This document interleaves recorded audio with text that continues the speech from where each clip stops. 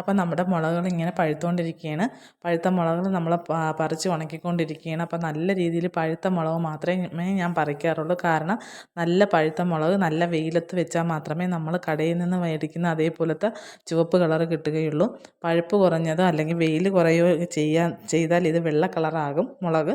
അപ്പോൾ അതിപ്പോൾ കുറച്ച് നാളുകൊണ്ട് ഞാനിങ്ങനെ മുളകുകൾ ഉണക്കുന്നതുകൊണ്ട് മനസ്സിലായ ഒരു കാര്യമാണേ. അപ്പോൾ നിങ്ങളും മുളക് ഉണക്കുകയാണെങ്കിൽ നല്ല വെയിലത്ത് വെച്ചിട്ട് നല്ല പഴുത്ത മുളക് ഉണക്കണം. അപ്പം നമ്മൾ ആ മുളക് നല്ല രീതിക്ക് പഴുത്തിട്ടുണ്ട്. ഇതുപോലെ ചുവന്ന കളറാവണം. അപ്പം ചില മുളകുകളെല്ലാം ഈ മുളവിൽ നിന്ന് തന്നെ ഉണങ്ങാൻ ആരംഭിച്ചിട്ടുണ്ട്. അപ്പോൾ അതൊക്കെ നന്നായിട്ട് പഴുത്ത മുളകുകളാണ്. അപ്പോൾ എല്ലാ മുളകും ഞാൻ പറിച്ചിട്ടുണ്ട്.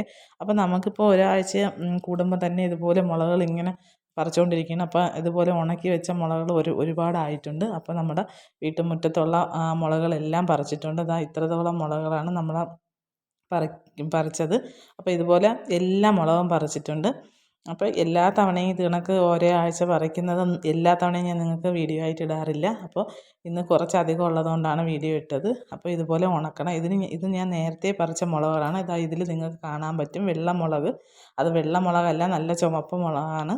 വെയിലത്ത് വെച്ച് ഉണക്കിയപ്പോൾ അത് ആ കളറായതാണ്. അപ്പോൾ നമ്മൾ ഇതുപോലെ ടെറസിൽ ഇട്ടേക്കാണ്. അപ്പോൾ നമ്മൾ ഈ മുളക് പറിച്ചാൽ മാത്രം പോരാ, പുതിയ മുളക് ചെടി നട്ടാൽ മാത്രമേ നമുക്കിത് കണക്ക് പറിക്കാൻ പറ്റുള്ളൂ. അപ്പോൾ കുറച്ച് തൈകൾ വാങ്ങിയിട്ടുണ്ടായിരുന്നു. അത് ഗ്രോ ബാഗിലാണ് നട്ടത്.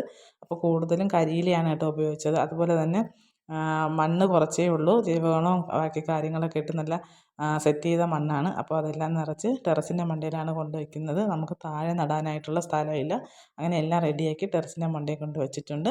അപ്പോൾ ഇത്രയൊക്കെയുള്ള വിശേഷങ്ങൾ. അപ്പോൾ വീഡിയോ ഇഷ്ടപ്പെട്ടാൽ എല്ലാവരും സബ്സ്ക്രൈബ് ചെയ്ത് സപ്പോർട്ട് ചെയ്യാൻ മറക്കരുത്. അപ്പോൾ അടുത്ത കൂടുതൽ കൃഷി വിശേഷങ്ങളുമായി ഇനി കാണാം. അപ്പോൾ എല്ലാവർക്കും ടാറ്റാ.